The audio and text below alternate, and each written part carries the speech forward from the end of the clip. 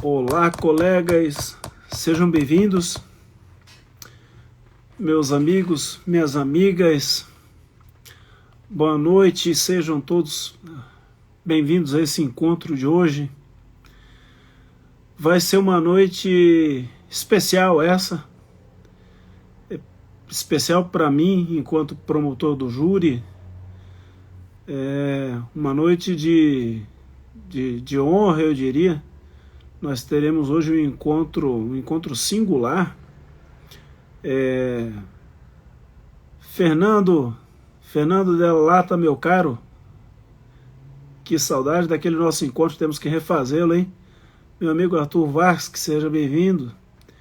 Colega Lívia Bariani, minha colega de júri, minha colega de tribuna, chefe, a nossa líder aqui dos promotores do júri, a nossa chefe do nosso núcleo do júri, seja bem-vinda aqui. Temos uma live marcada para maio, né, minha colega Lívia?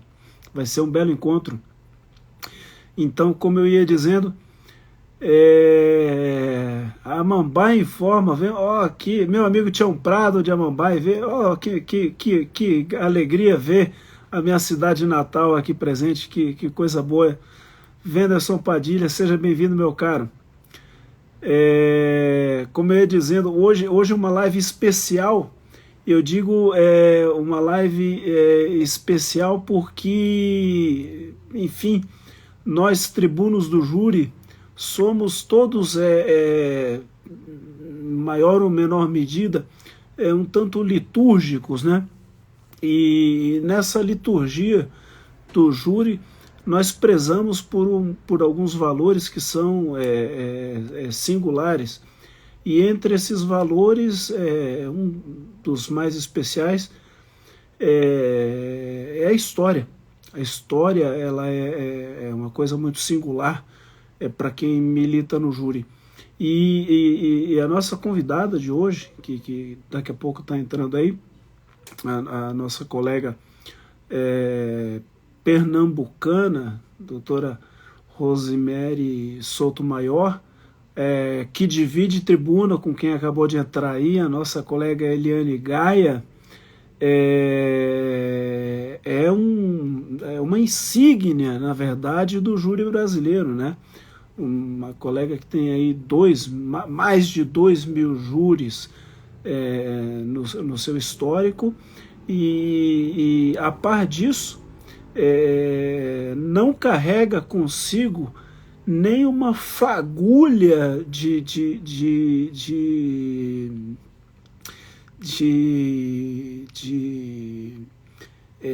empáfia, nem uma fagulha de mau orgulho por conta disso. Ao contrário, Rosemary é um exemplo de companheirismo, é um exemplo de boa colega, participativa, muito ativa nos nossos debates, nos grupos do júri, dos quais fazemos parte em comum, mostrando que o tempo não existe para aqueles que têm a alma disposta ao trabalho. Enfim, isso é extremamente importante e se notabiliza ainda mais nesse momento, né? Aqui vou fazer até um adendo em particular, enquanto aguardamos, nesse momento em que o júri sofre ataques da mais extrema intensidade, né? Com projetos de lei aí que eu diria verdadeiramente o aviltam, né?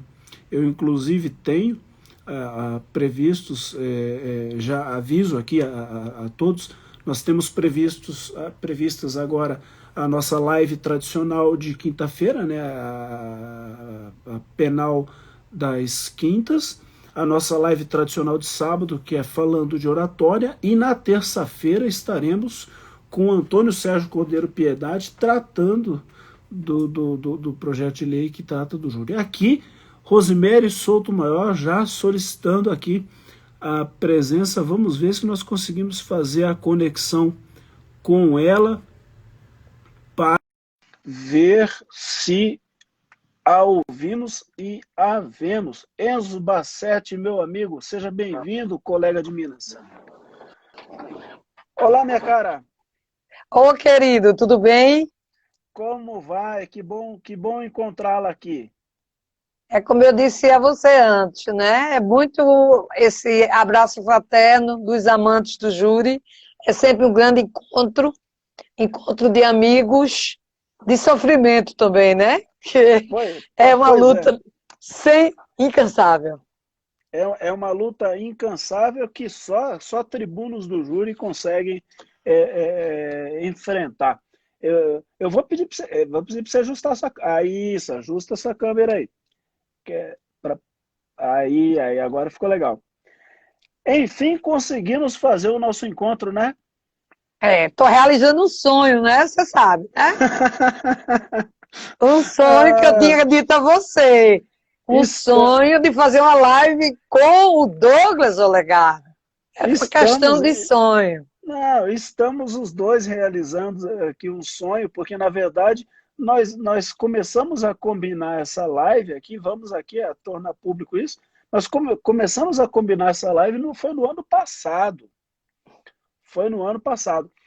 E em parte por culpa minha, em parte por culpa do calendário, ela não foi possível, porque eu tive alguns atrasos. Eu sempre faço as lives com os convidados na terça-feira, e em algumas delas, no ano passado, eu tive que cancelar por problemas aqui do trabalho. E aí elas foram se acumulando para o final do ano, de forma que eu tive que encerrar no dia 16 com o colega Alexandre de Moraes, lá de São Paulo. E nós não conseguimos Assisti. fazer. E nós não conseguimos fazer. Aí ficou para esse ano. Mas agora, retomando aí, cá estamos nós para aquilo que nós combinamos de fazer, que é o nosso pinga-fogo, né? Coisa bem nordestina. É, tu me propôs um pinga-fogo, né? Isso De, mesmo. Vamos disseste que ver como queria é que a fazer. gente vai conseguir é, equilibrar esse pinga-fogo, né? Para Como não é que é ficar um. só fogo ou só ficar só no pinga, né? Pois é, como é que é. Eu tô com meu copinho transparente aqui. Afirmo e afianço que é a água mineral. Também. H2O. Agora aí fica na crença do pessoal acreditar ou não se isso aqui é o oposto do fogo ou não, né? É Mas, verdade. Isso mesmo, Douglas. é, mas vamos lá. Me diga, minha cara, como é a energia, como é a vibração.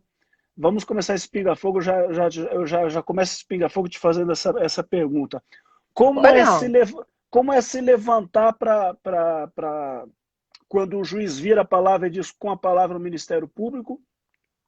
Como é se levantar para fazer um júri depois de ter feito mais de 2.000 e tantos na carreira? A sensação é diferente? É sempre diferente. É um novo júri. É como se fosse a primeira vez. Toda uma preparação única, né?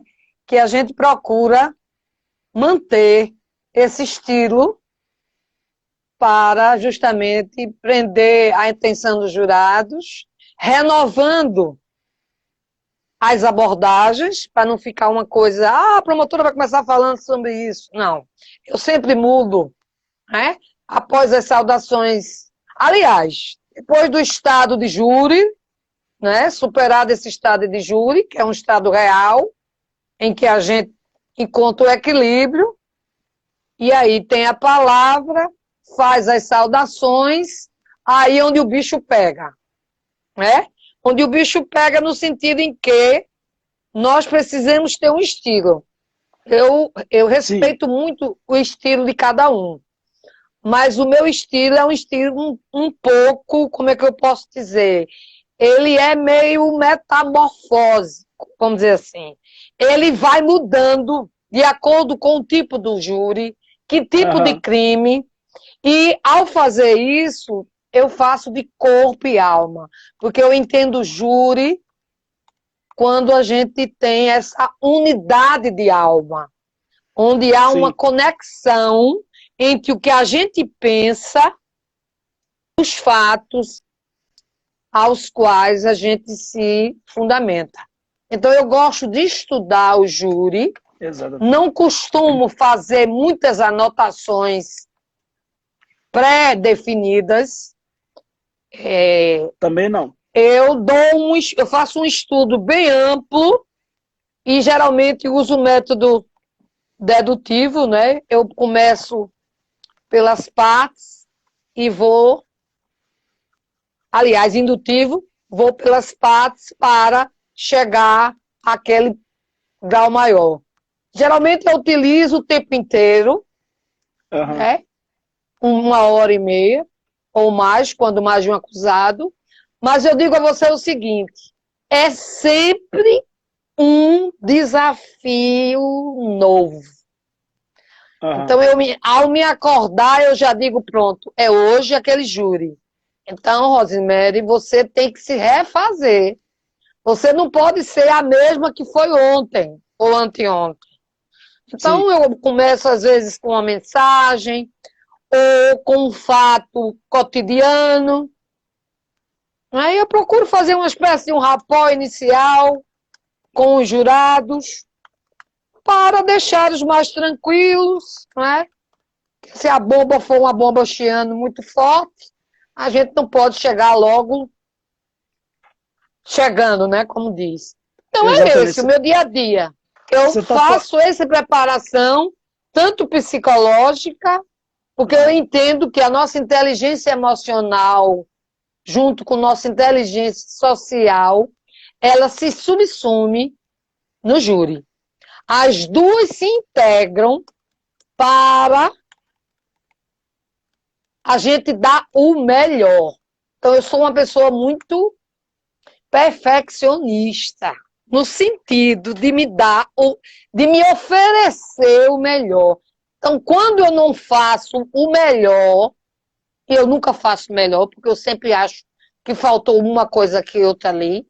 Então, eu vivo uma eterna busca, que eu acho que é o nosso dia a dia, né? Por ficar demorando muito nas perguntas.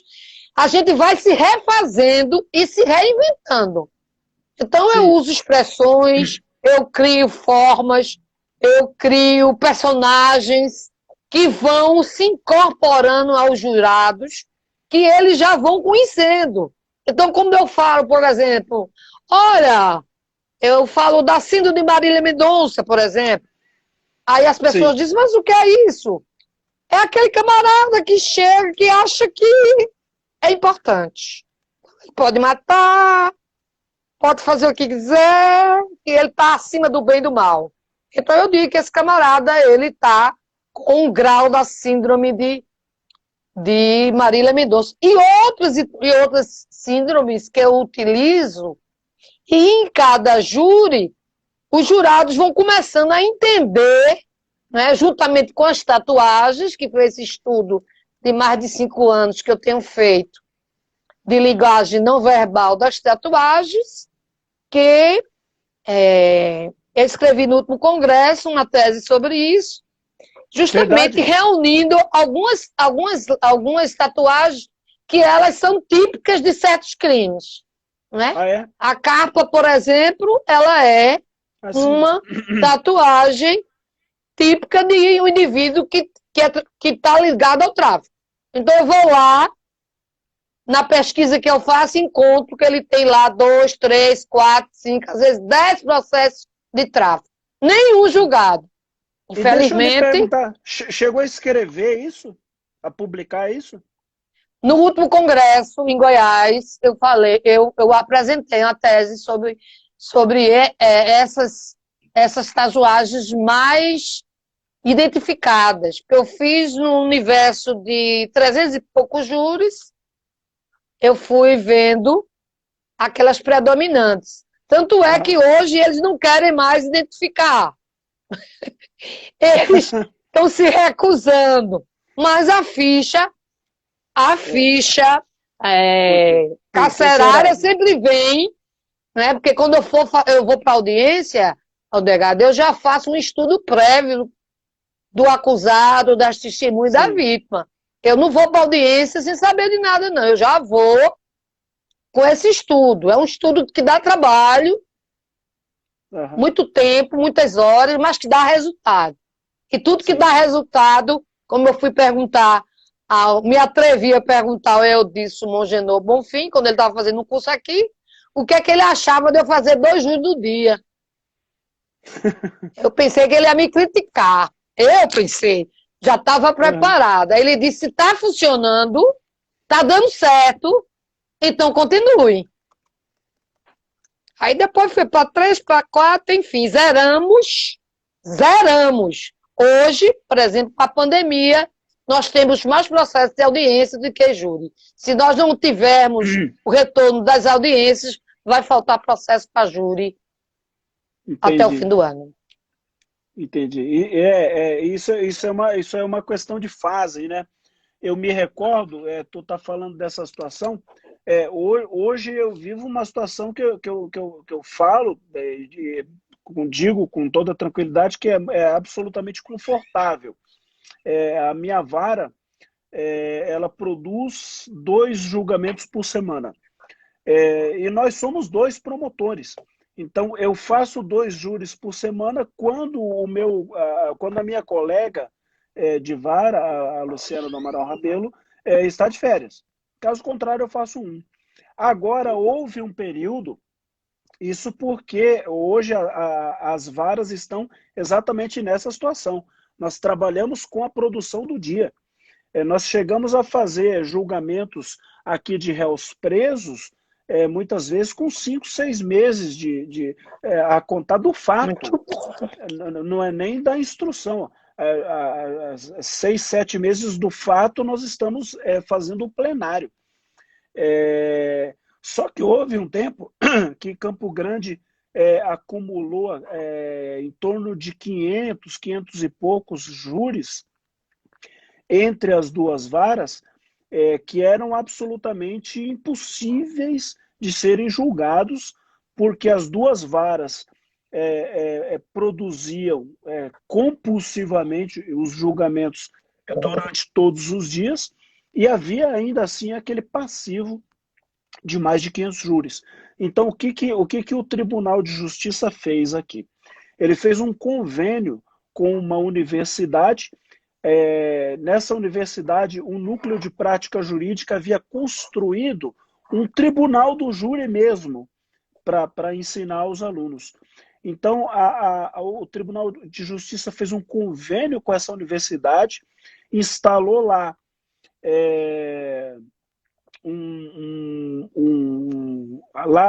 funcionava já nessa universidade um juizado de pequenas causas, e instalou lá uma chamada vara auxiliar do Tribunal do Júri.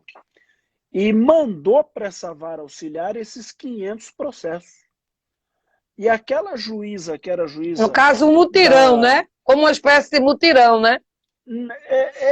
Não era exatamente um mutirão, porque aquela vara auxiliar ela tinha um cartório próprio, ela funcionava com uma pauta própria, ela tinha uma juíza própria. E ficou. E esses advogados eram ligados à universidade? Sim, aí cada réu tinha ali o seu advogado. Se não tinha advogado, a Defensoria Pública designava defensores para atuar. E quando não tinha defensor público?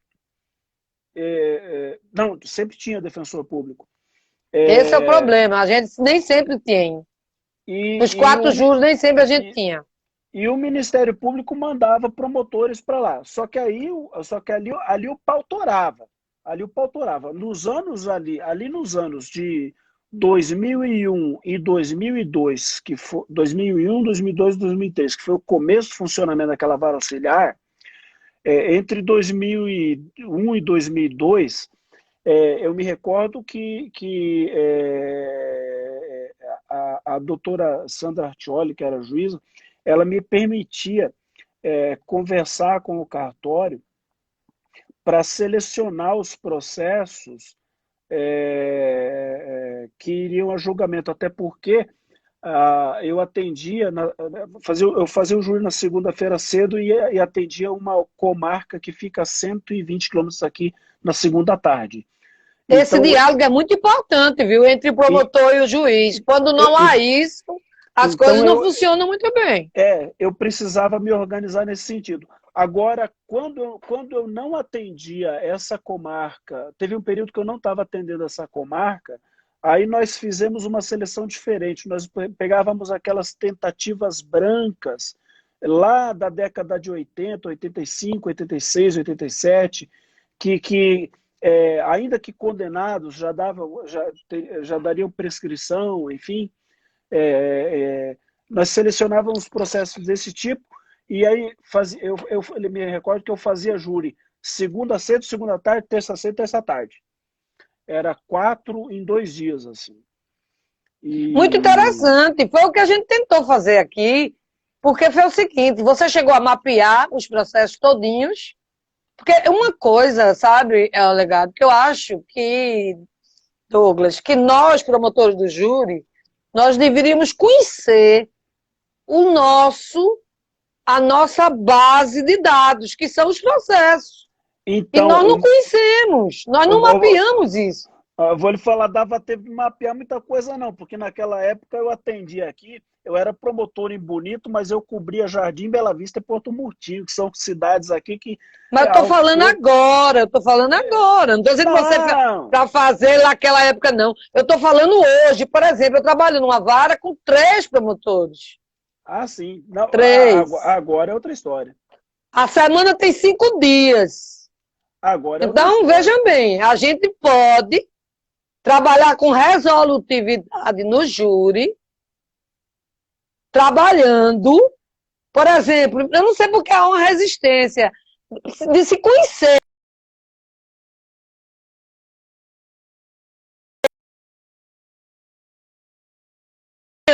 O outro colega fazia ditado. Sim. Você acha que há algum problema nisso? Não, eu não acho. De jeito nenhum. Mas muita gente não quer. De jeito nenhum. Esse é o problema. Então, a sociedade fica sem ter o resultado daqueles crimes mais importantes, que são os crimes da tutela da vida, e nós que trabalhamos lá, ficamos mal vistos. A sociedade reclama. Peraí, doutora, faz 10 anos que meu marido morreu e não teve júri ainda. E aí? Aí é onde o bicho pega. Então é o que eu digo. A gente se trabalhar articulado, eu tô vendo que você conseguiu fazer isso. Você conseguiu fazer esse trabalho articulado. Não, eu não. Deixa eu fazer uma correção. Isso não foi um trabalho meu. Foram muitos promotores trabalhando nesse trabalho. Aqui eu tenho que Sim, eu sei, mas você passou. Foi uma articulação conjunta. Então é esse espírito de conjunto, de corpo que a gente precisa ter. Então eu acho que muitas vezes falta no júri esse espírito de corpo. Tá entendendo? Não é aquele espírito de corpo de fechado, hermético, não. Mas de articulação.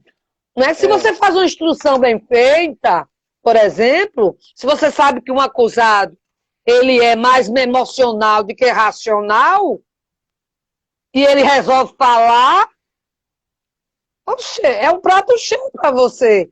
Você vai atacar naquilo que você pode. Você vai confrontar testemunhas, você vai ter que ter um modus operandi articulado para confrontar essas testemunhas adversas.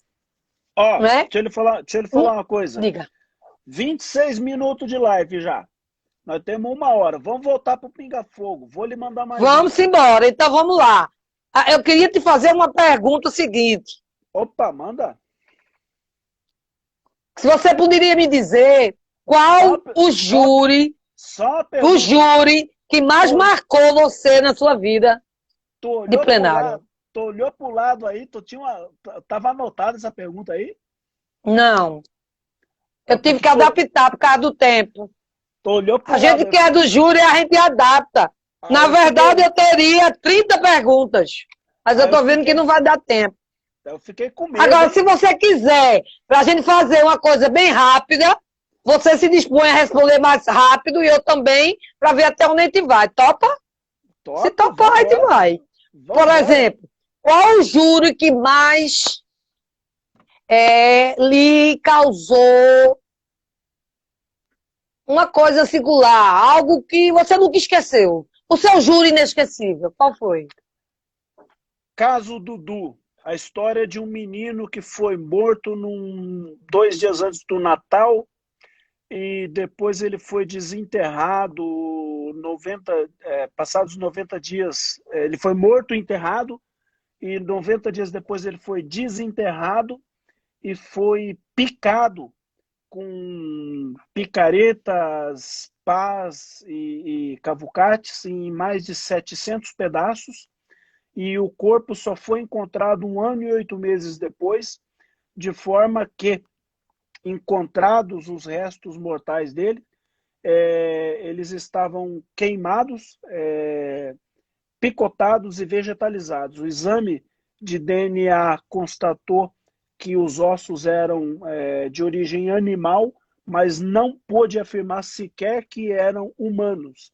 E eu tive que tocar denúncia, tive que superar a pronúncia e tive que conseguir a condenação no plenário do júri sem a prova material, sem a prova científica da materialidade, porque o laudo não dizia que era humano, só com a prova circunstancial, testemunhal, mas foi possível condenar todos os envolvidos. E era uma criança de 9 anos. Pode fazer sua pergunta. Qual foi o seu júri?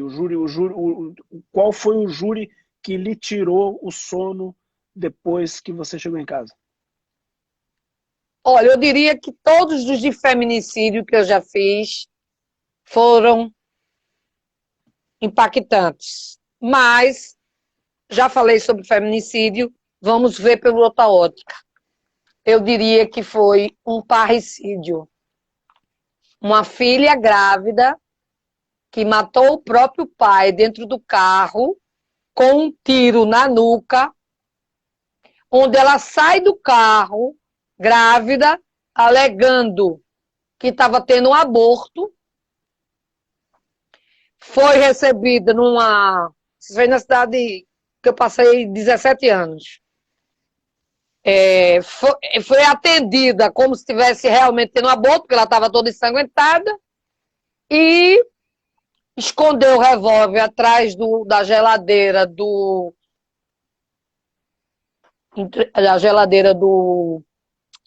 dessa casa de construção, conseguiu um táxi que a levou para fora, como se ela tivesse tido um aborto, e ficou foragida um bom tempo. Como eu tinha muito conhecimento da cidade, eu morava na cidade, literalmente, e tinha um programa de rádio na segunda e na sexta, então tinha uma ligação direta com a comunidade. Então eu fiquei sabendo onde essa criatura estava se escondendo. E aí, junto com a juíza e com o delegado, conseguimos encontrá-la através de uma ação articulada, porque eu acredito que no interior, por exemplo, quem trabalha, juiz, promotor e polícia judiciária, se trabalha articulado, é resultado fantástico. Eu digo isso porque aconteceu, o júri ocorreu numa cidade onde eu estava enfrentando crime organizado, eu não consegui uma condenação em 20 júris, porque era tudo de grupo de extermínio. Foi o único júri em que o auditório ficou lotado, porque a vítima era muito querida na cidade, e houve aplausos no julgamento na hora da sentença condenatória. Que maravilha. Que maravilha. Estou tentando ser bem objetiva para a gente poder caminhar mais. Não, Pode tá fazer a lindo sua isso. próxima Tá lindo. pergunta. Tá linda aí. Não, a pergunta agora é sua. Essa foi minha.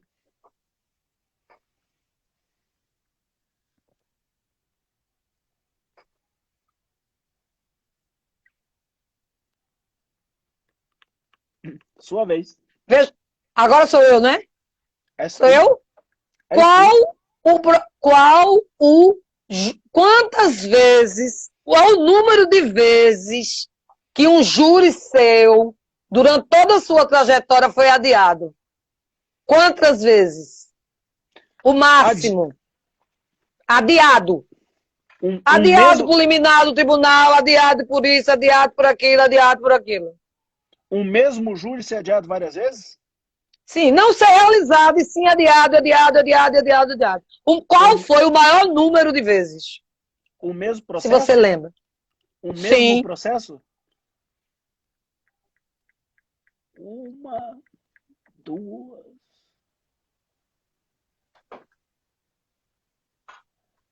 Três. Eu consegui fazer o júri na quarta. Então, veja bem. Eu tive um júri que foram 12 vezes adiados.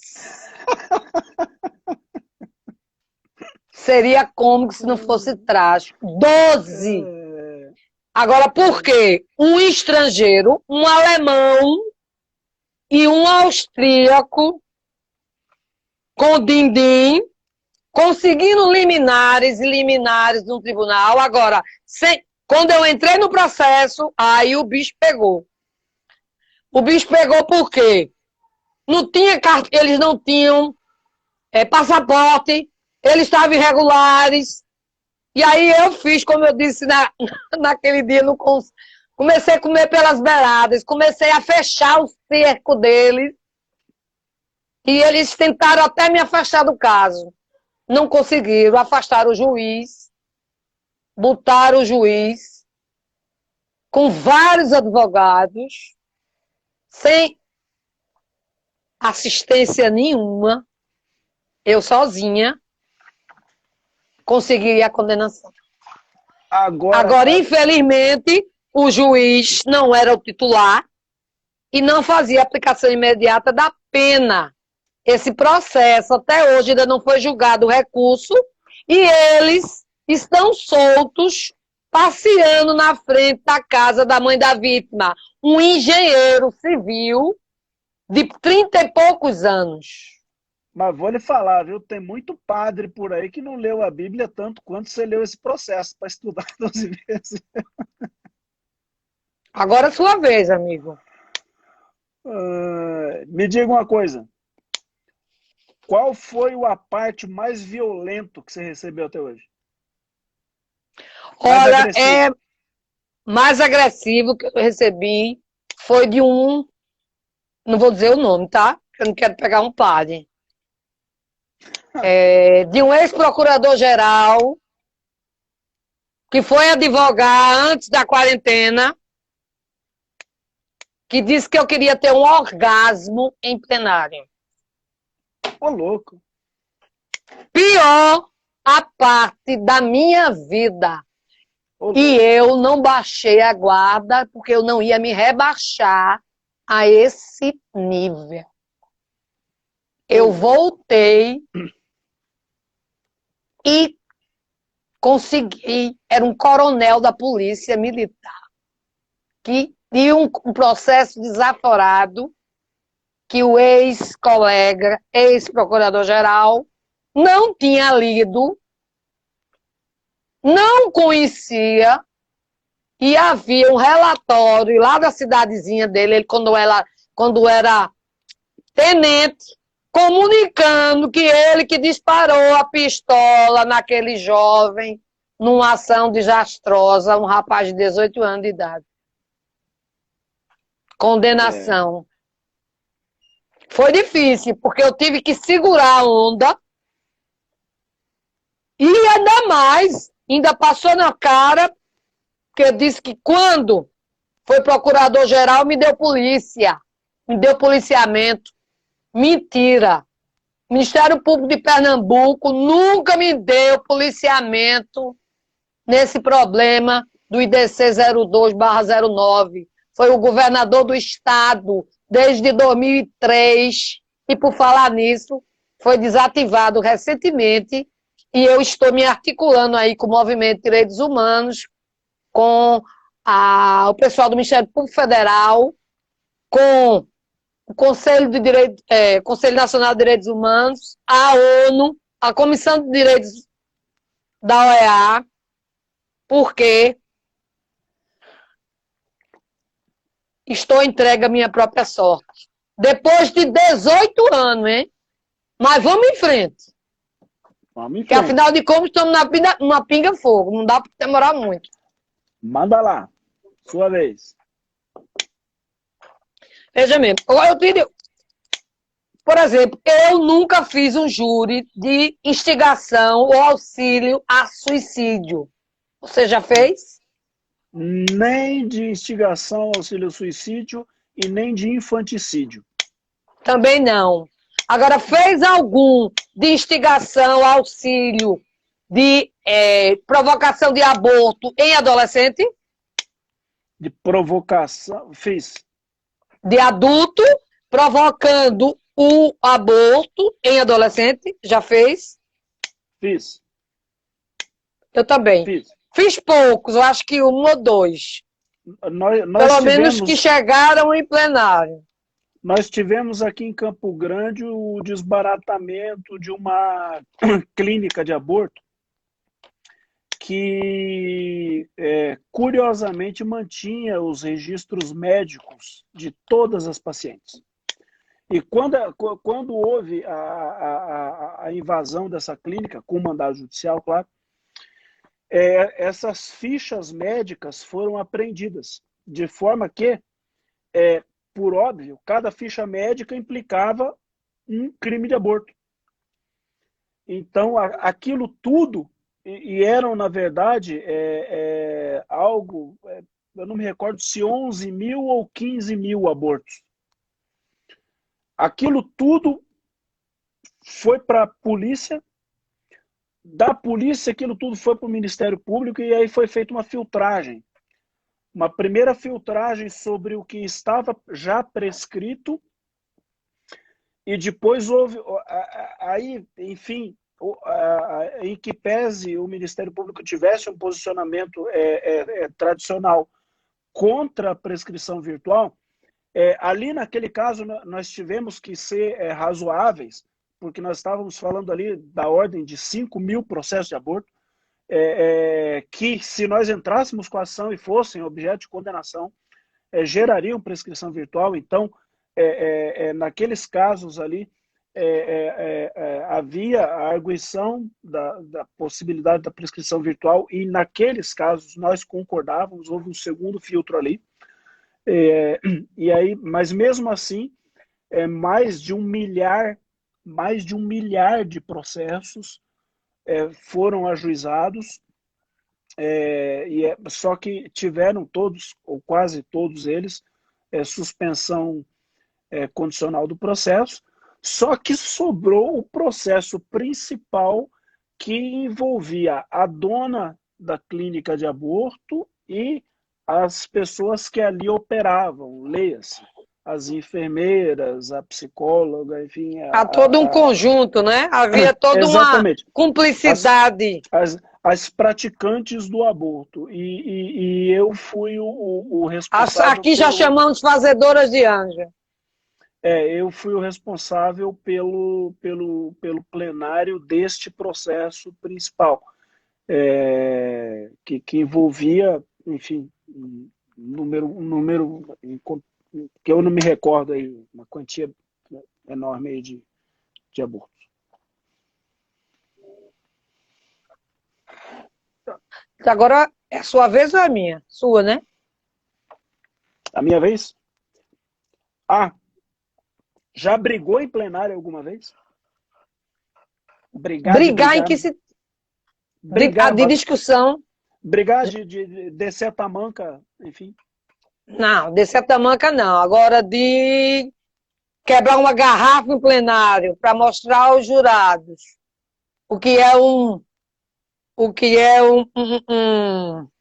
gargalo. Eu achei que era quebrar a garrafa, pode ir para cima do advogado. Falei, pô, descendo, isso não é descendo. Agora, veja, isso não é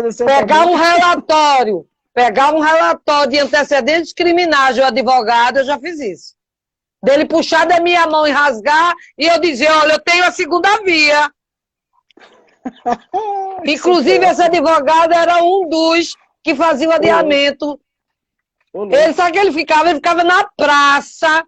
Veja que absurdo, falta de ética mesmo. Ele ficava na praça, junto ao fórum Tomás de Aquino, telefonava para o outro que estava lá, a gente vendo, para criar um motivo qualquer para adiar.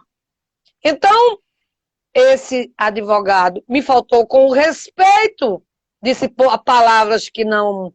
Porque eu tenho esse meu jeitão de falar nordestina, eu falo objetivamente, eu tenho sotaque, né? Às vezes não puxo S, minha filha sempre puxa minha orelha por conta disso, mas um advogado chegar em plenário, me chamar de desonesta, tendo uma lista de processos criminais em andamento, aí o bicho pegou.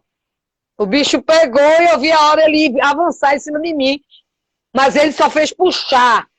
Eram umas 6 páginas de antecedentes criminais. E um cidadão desse, pelo princípio da presunção de inocência, continuava a fazer jogo. Aí teve um que ele disse, aí essa aí comecei a citar, né? Processo A, B, C. Aí ele disse, esse aí eu vou ser absolvido. Esse aqui a juíza vai me dar prescrição. Aí foi deprimente. Deprimente você ver um advogado criminoso, um agente criminoso, em plenário, defendendo um acusado de um homicídio. E aí, quando se chega uma hora dessa, Douglas, é deprimente, sabe? Você fica assim, meu Deus, como é que pode essa criatura não quer nem me ver na frente. Se ele me vê, ele cruza a rua. Né? Já teve um outro que me representou na OAB, porque eu fui dizer que quando ele trabalhava lá na minha cidade, ele defendia as vítimas do grupo de extermínio, e quando ele veio aqui para a capital, ele estava defendendo integrante do grupo de extermínio. Aí, por causa disso, ele me representou lá, pediu para que eu fosse... Tem um nomezinho, advertida, não. Eu me expliquei, foi arquivado, ele recorreu, perdeu. Porque eu trabalho com verdade. Eu procuro a verdade, os fatos. E nunca me surpreendo, porque eu faço pesquisas. No 422, Douglas, eu já peço ao juiz quase que autorização de ir no Marte. Eu peço tudo, eu peço Face, eu peço Google Maps, eu peço antecedentes criminais, eu peço eu coloco o nome do indivíduo no Google, entre aspas, e vou vendo e acho cada pérola. Agora, isso demanda tempo. Mas vamos em frente, que o tempo está passando. Vamos embora. Eu gosto do 422 também. Sua vez. Você já teve a oportunidade de ser ameaçado em plenário? Ou, já que uma coisa tem a ver com a outra, e a gente economizar, fazer um pinga-fogo mais aglutinado, por causa do tempo, se você já foi ameaçado em plenário pelo acusado, e se algum advogado ou defensor público abandonou o plenário com você? Olha, bom, advogado já abandonou o plenário. Já abandonou o plenário. No começo da sessão. Uma outra coisa estranha que me aconteceu uma vez foi... Essa eu acho que é inédita. o advogado não ia à tréplica. Essa eu te confesso que eu nunca Realmente ouvi. é fantástica, é espetacular. Essa, Eu nunca essa, passei. Ai, como eu queria passar por uma dessa. cara, essa eu te confesso que eu nunca ouvi ninguém contar, cara. O advogado não foi à tréplica. Não foi à tréplica. Mas ele não teve uma dor de barriga, não, né? Uma diarreia, uma coisa assim, não, né? Não, eu estava fazendo a réplica, fiz a réplica, e foi uma réplica que eu me aqueci bastante, porque foi um caso singular, assim, que o sujeito foi uma briga de bar, e o sujeito encheu a vítima de murro no bar, e depois ele estava com a faca, mas ele não queria matar a vítima com a faca no bar. Então ele encheu a vítima de murro no bar e arrastou a vítima pelos cabelos para o outro lado da rua. Essa distância que ele levou para arrastar deu 11 metros. Então o que eu fiz? Eu calculei no intervalo, eu medi por 11 passos largos, a distância que seria mais ou menos de 11 metros. E aí eu simulei o arrastamento da vítima pelos cabelos, eu simulei a cena do crime, arrastando a vítima pelo chão, deitada, para lá do outro lado desferir as facadas. Foi uma réplica bem aquecida. E a hora que terminou aquele negócio, eu sentei, o advogado ele não estava na banca dele, ele tinha se levantado e tinha ido para assistência, ele estava assistindo o júri junto com as pessoas. E o juiz deu com a palavra a defesa, ele falou, não tenho nada a dizer. Realmente é inusitado. Essa eu vou registrar nos meus alfarrábios, porque realmente é inusitado. Agora, Douglas, me diz uma coisa. Você já teve a oportunidade de engolir literalmente a lágrima em plenário? Já. Não é engolir, talvez a palavra seja muito forte, mas fazer com que ela não saia, ou seja, impedir a lágrima que vem, mas que não pode vir. Sim, sim. Muitas vezes. Muitas vezes. Muitas vezes. Muitas vezes. Muitas vezes. E eu te falo isso pelo seguinte, agora há pouco você falou de anotações e eu ia fazer um comentário contigo. Um defensor que trabalha na vara em que eu oficio,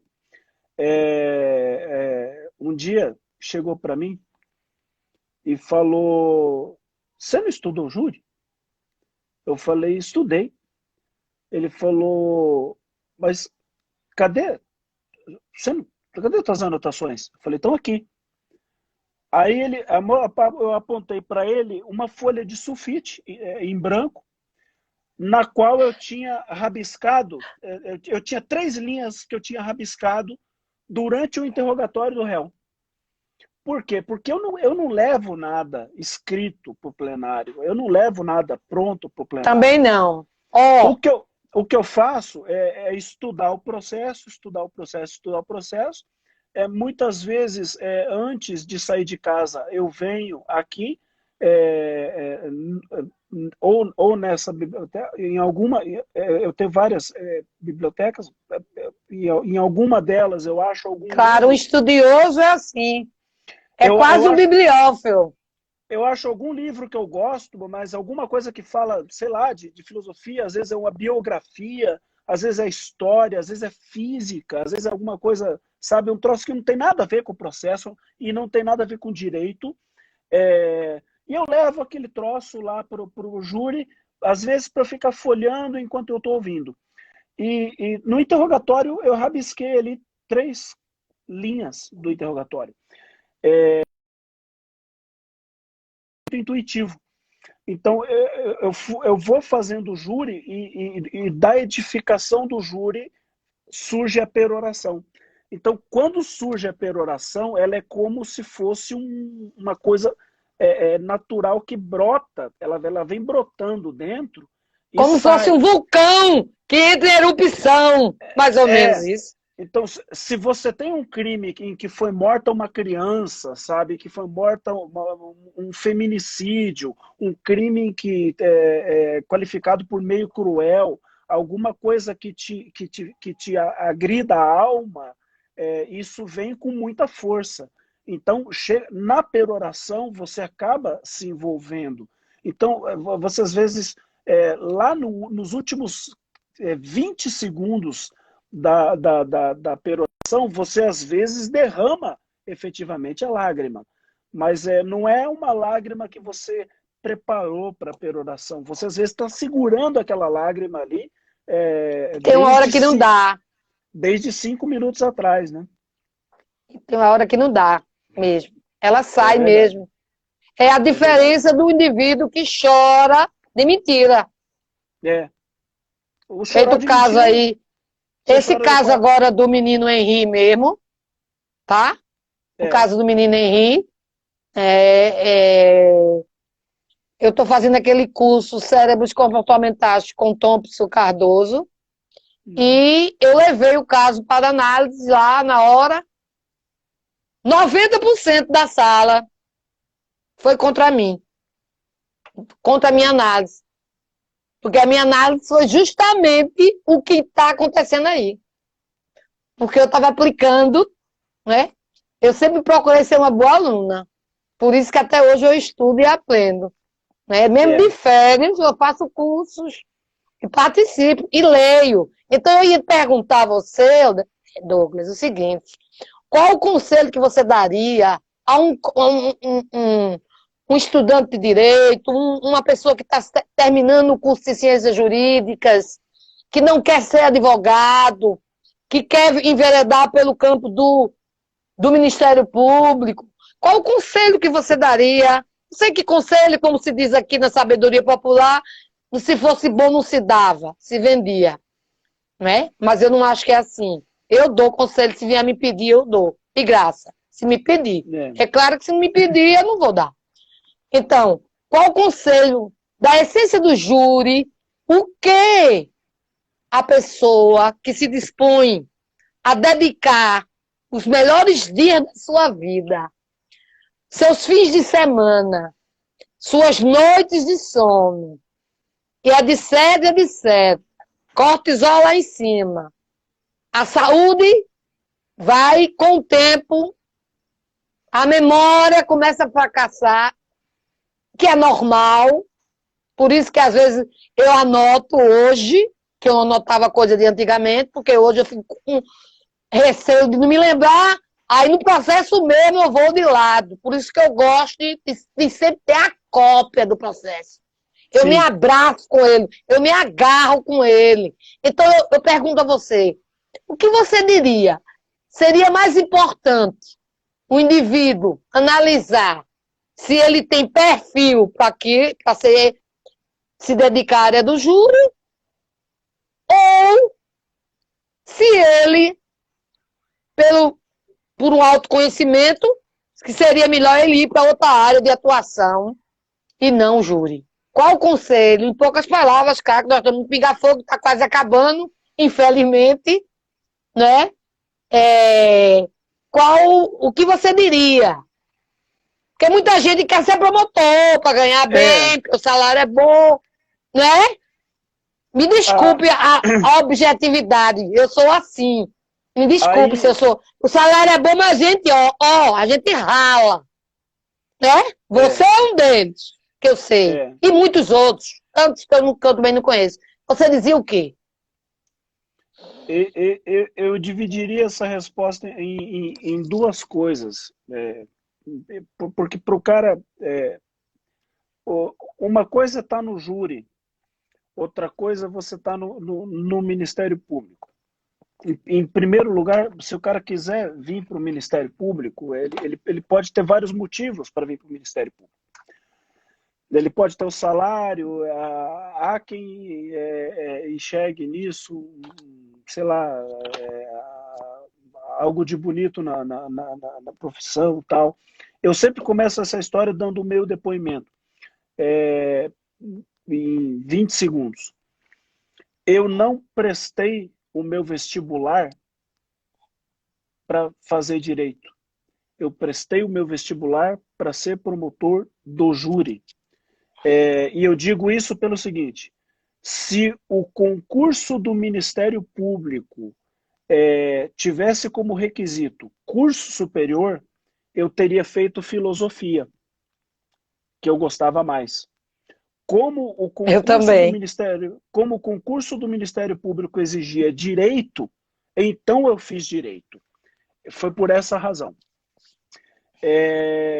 Feita a faculdade de Direito, durante absolutamente toda a faculdade de Direito, eu me preparei para o Ministério Público porque era a minha decisão, eu não tinha dúvida com relação a isso.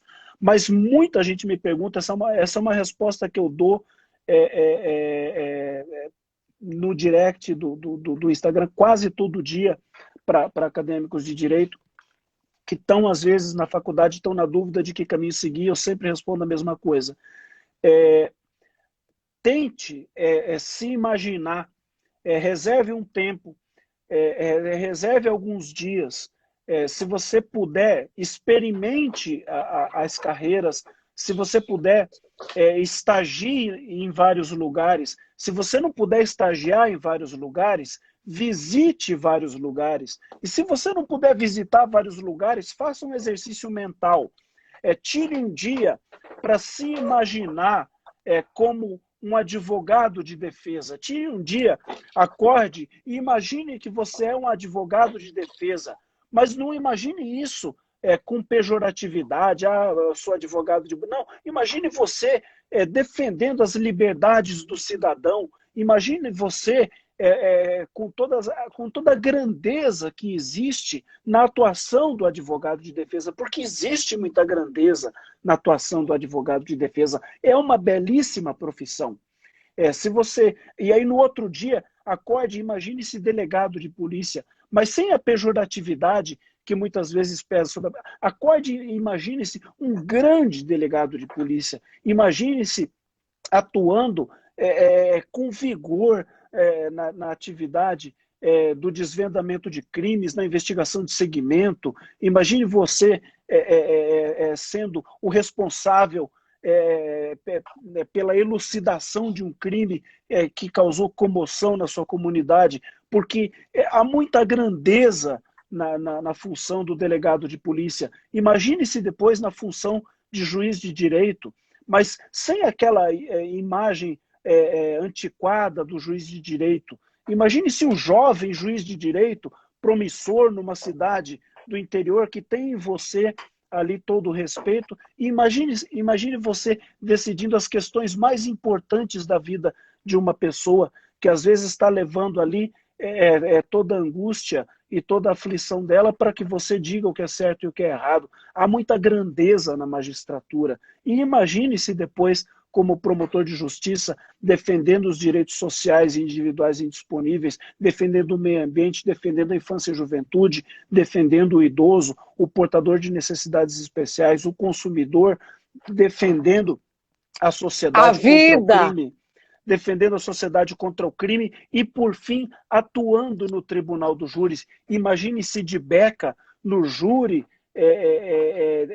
ali defendendo a memória da vítima, porque há muita grandeza em você fazer isso. Depois que você fizer esse processo todo, Rosemary, você vai esquecer, você vai abstrair a questão salarial, quem ganha mais, quem ganha menos. Você vai perceber que em um desses dias, você sentiu um prazer especial ao imaginar aquela situação.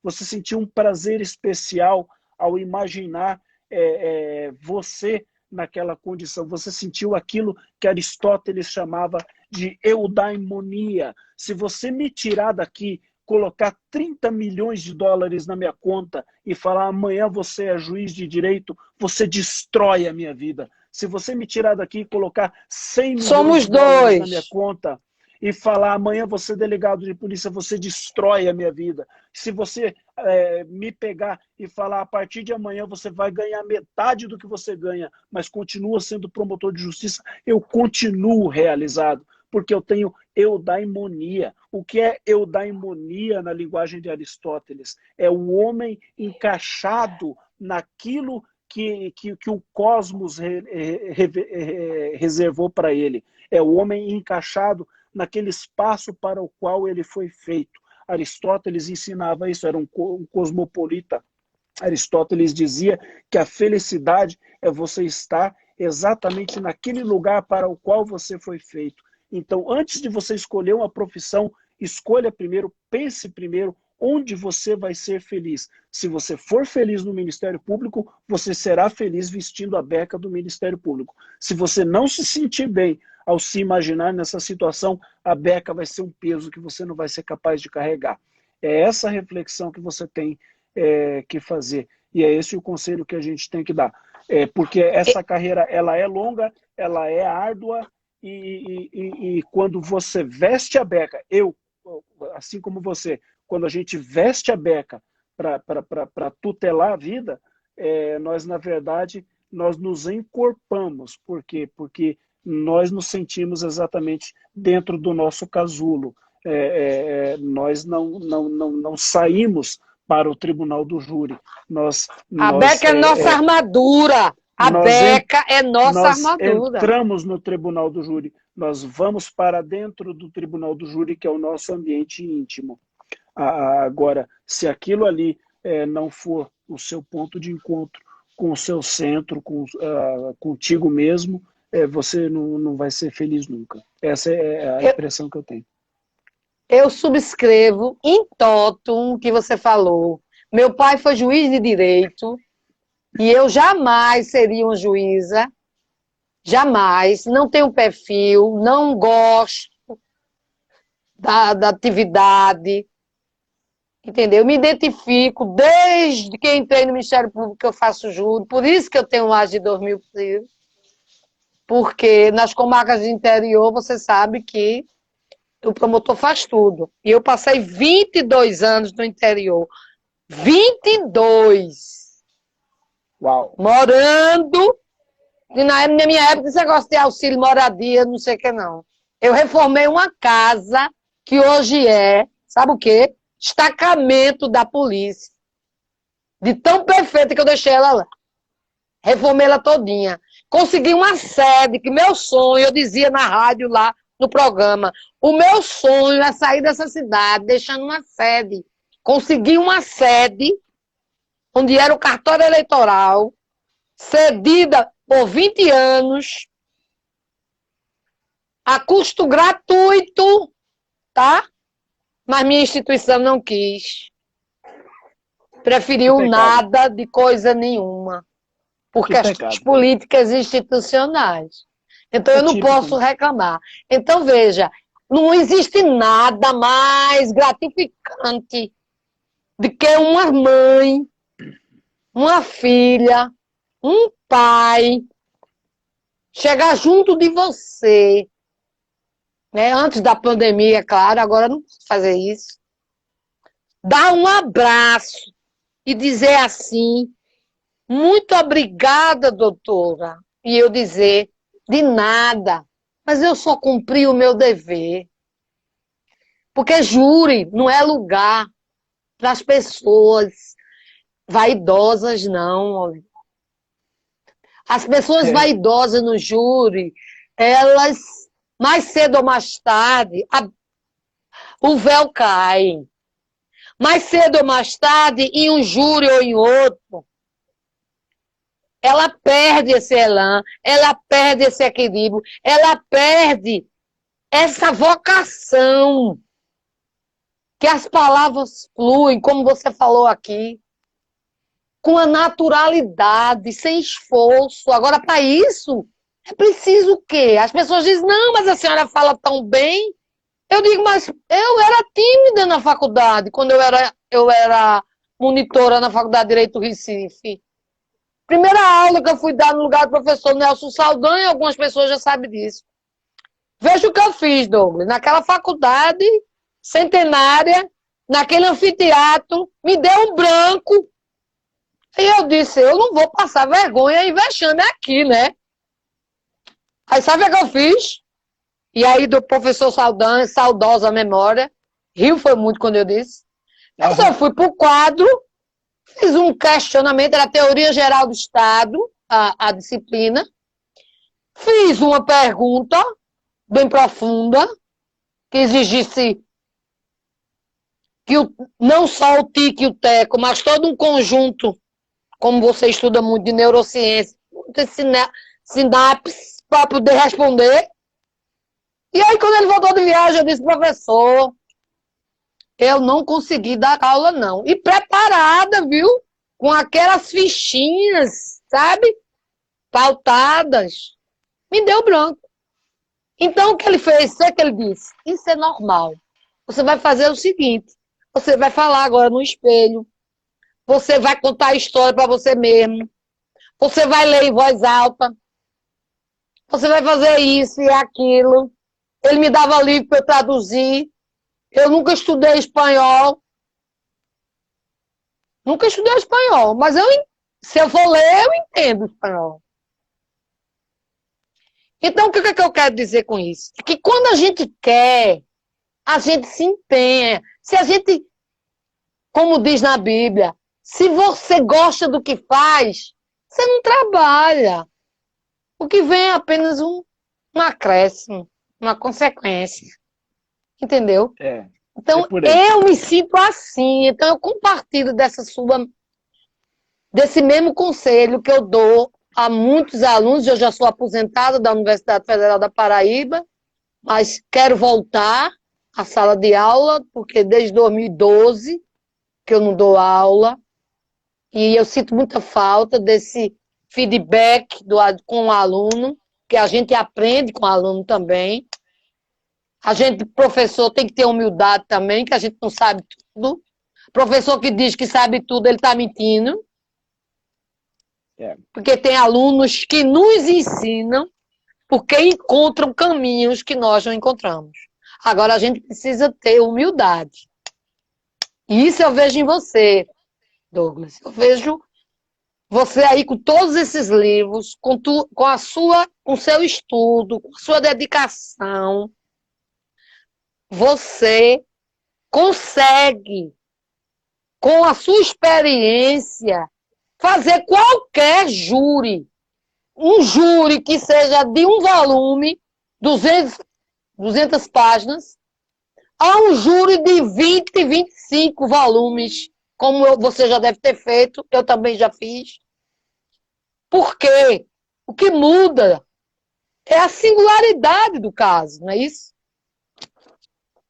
E aí eu já estou falando muito. Eu costumo dizer, aí, uma vez um sujeito me perguntou qual a diferença no tempo do processo amarrado, né? Hoje o processo eletrônico, no tempo do processo que acorda, né? Processo amarrado, antigamente, cada volume era 250 páginas por volume. Aqui era 200. Eu já fui servidora do tribunal, aí por isso que eu sei. Aqui era 250. Aí uma vez o sujeito me perguntou, falou, qual a diferença de fazer... Eu acho que ele, na verdade, estava falando do plenário, né? Mas a pergunta dele foi essa, falou, qual a diferença de fazer um júri de um volume ou de 20 volumes? Porra, 250 folhas ou 5.000 folhas? Aí eu dei uma olhada para ele e falei, um tiquinho de tempo a mais para ler, né? É horrível, porque aí a pessoa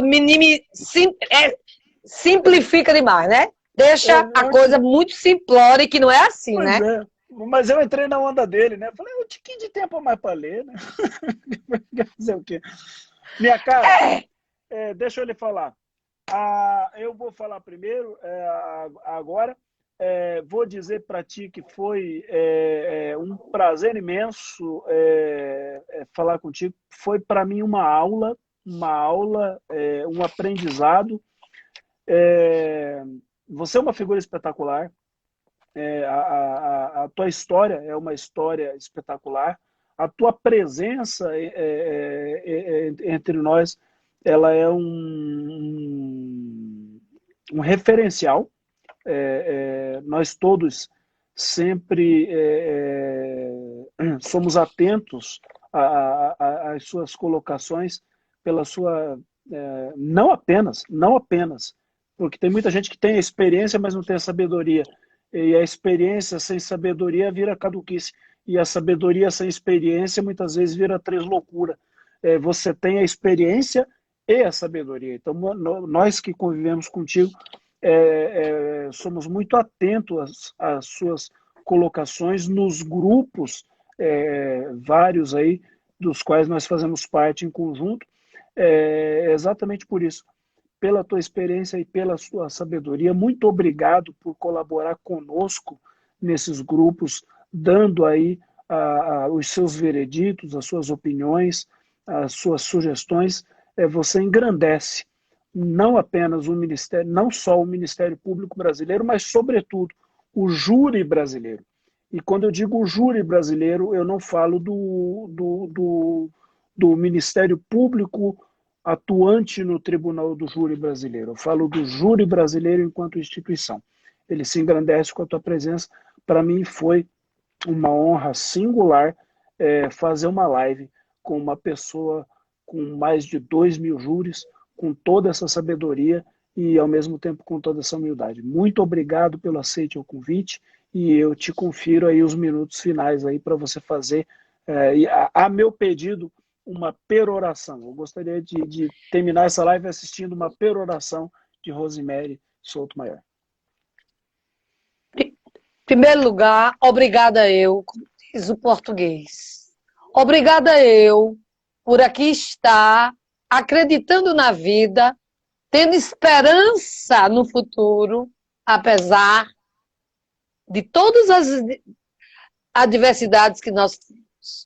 Eu já fui de órgão de classe durante 4 anos, fui vice-presidente 4 anos da associação, eu já enveredei por várias áreas do Ministério Público, sou uma pessoa idealista, eu sou uma pessoa que entendo que o Ministério Público é verdadeiramente um sacerdócio, é uma dedicação exclusiva, tá?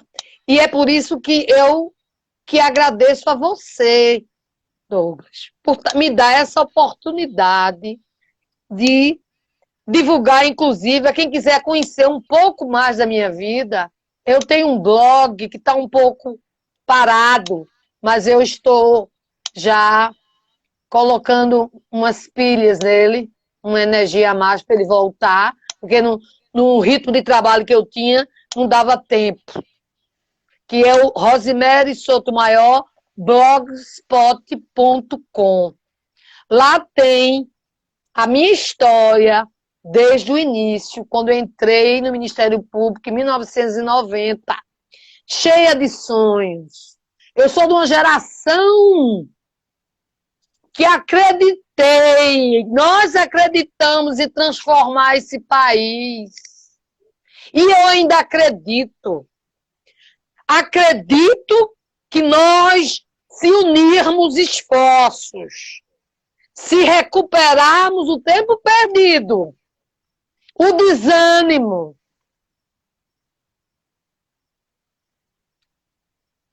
as